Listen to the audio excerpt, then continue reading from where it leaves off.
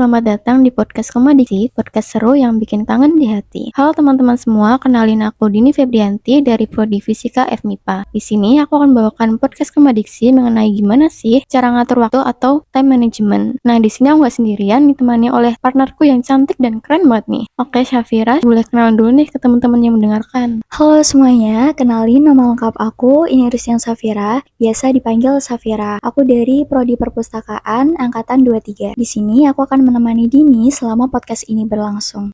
Oke, sebelumnya nih, gimana kabarnya selama liburan ini? Liburan kali ini benar-benar sibuk banget ya, banyak jadwal kegiatan yang harus diikuti. Tapi aku tetap enjoy buat ngejalaninya, karena bagiku semua kegiatan ini tuh bikin aku terus bergerak dan gak ada waktu buat gabut atau bosen selama liburan. Wah, keren banget tuh. Kalau semester kemarin, apakah terbantai tugas kuliah atau masih aman-aman aja nih? Semester kemarin cukup padat sih, banyak tugas dan proyek yang harus diselesaikan. Walaupun ada beberapa momen yang terasa cukup menekan, aku masih bisa menyelesaikan tugas kuliah dan alhamdulillah hasilnya pun juga maksimal. Keren banget. Pertanyaan selanjutnya nih, kita sebagai mahasiswa kan termasuk aku sendiri hobi banget nih buat nunda-nunda tugas. Kalau Kak Syafira ini termasuk deadlineer juga nggak nih? Jujur aku dulu juga sering nunda-nunda tugas ya. Pernah tuh ngerasain gimana ketika ngerjain tugas yang diburu-buru itu hasilnya nggak sesuai dengan ekspektasi. Dari situ timbullah rasa penyesalan yang akhirnya bikin aku mikir tuh buat belajar dari pengalaman dan sekarang berusaha mulai nerapin prinsip untuk disiplin terhadap waktu. Wah, gitu. Oke, untuk kegiatan di luar kuliah, misal organisasi atau kepanitiaan, apa aja sih sejauh ini? Selain kuliah, aku mengikuti organisasi di antaranya 3 internal dan 2 eksternal. Saat ini aku juga menjadi panitia, kurang lebih ngurusin 8 proker, dipilih menjadi perwakilan delegasi, LO dan koordinator. Diajakin collab lomba juga dengan berbagai prodi dan sekarang sedang mengabdi di perpustakaan UNS. Terus kemarin aku sempat bantu proyek dosen, terlibat juga di acara prodi, ikut magang mandiri, menerima tawaran MC dan moderator. Aku juga berusaha meluangkan waktu buat ikut komunitas literasi, sertifikasi pelatihan, volunteer di Surakarta, webinar, seminar, belajar otodidak, dan sebagainya. Kegiatan-kegiatan ini tuh bikin aku terlibat dalam berbagai aspek, baik itu kehidupan kampus maupun masyarakat, serta memberi kesempatan buat aku berkembang dan belajar banyak hal-hal baru. Jadi, meskipun jadwalnya sangat padat, aku merasa semua kegiatan ini tuh sangat berharga dan memperkaya pengalaman aku. Ini pastinya juga penting buat memperbanyak pencapaian di CV maupun di LinkedIn. Wah, kayaknya sibuk banget nih. Kan tadi ikut beberapa kegiatan ya. Belum lagi kalau udah masuk kuliah nih, pasti kan banyak tugas-tugas numpuk. Suka keteteran gak sih biasanya? Pasti ada saat-saat dimana semuanya terasa menumpuk dan bikin aku jadi keteteran. Tapi aku juga coba untuk tetap tenang dan lebih bijak buat mengatur perencanaan dan membuat capaian target dengan baik. Kalau menurut Syafira nih, seberapa penting sih manajemen waktu itu? Manajemen waktu itu sangat penting sekali ya, terutama bagi mahasiswa yang punya banyak tanggung jawab. Dengan manajemen waktu yang baik, kita bisa lebih produktif, menghindari stres yang berlebihan, dan memastikan semua tugas ataupun kegiatan dapat terselesaikan secara maksimal. Kalau kita bisa mengatur waktu dengan tepat, kita juga bisa menjaga keseimbangan antara kuliah, kegiatan, organisasi, kerja, dan waktu pribadi bersama keluarga. Menurutku, manajemen waktu itu adalah kunci untuk menjalani semua aktivitas dengan efektif, efisien, dan terstruktur. Kalau dari Kak Syafira sendiri, ada nggak sih tips buat manajemen waktu? Ada beberapa tips yang aku pakai selama ini. Pertama, aku selalu ngerekap seluruh timeline per jenis kegiatan dengan bikin to-do list yang dikirim ke WhatsApp pribadi. Tujuannya untuk mengetahui semua jadwal yang harus diselesaikan. Kedua, aku gunain Google Calendar untuk menjadwalkan waktu dan tenggatnya. Di situ terdapat fitur notifikasi pengingat bisa 1 hari sebelumnya, 1 jam, bahkan 5 menit. Ini yang bikin aku selalu ingat dan jadi gampang lupa. Ketiga, aku juga sering membackup hal-hal penting di catatan atau note. Di situ juga ada fitur buat checklist, jadi aku bisa tahu nih mana kegiatan yang udah dikerjain dan mana yang belum. Cara ini tuh mengantisipasi agar tidak ada jadwal yang terlewat. Nah, aku juga mau bagiin tips ke teman-teman semuanya, gimana caranya kalau suatu saat ada kegiatan di hari yang sama. Aku biasanya nganalisa dulu tuh dengan melihat waktunya. Kalau waktunya cukup buat ikut keduanya, nanti di acara A aku ikut sampai jam segini, lanjut di acara B aku ikut jam segini. Jadi semuanya tetap kebagian. Tapi kalau waktunya bersamaan gimana tuh? Nah, caranya kita bisa lihat dulu seberapa penting sih tingkatan acara ini. Misal kamu panitia yang memang penting dan dibutuhkan waktu waktu itu. Otomatis bisa ikut acara tersebut dan acara lain yang bersamaan kamu bisa izin. Serta tanya temen yang ikut biar kamu nggak ketinggalan informasi acaranya. Intinya kita tuh harus bisa memilah mana kegiatan yang urgent itu perlu diprioritaskan dan mana yang nggak urgent itu bisa ditunda terlebih dahulu. Dan pastikan kita membagi adil kegiatannya. Berkat cara-cara ini aku bisa mengelola waktu menjadi lebih terorganisir. Semoga tips dan trik time management ini bisa bermanfaat ya.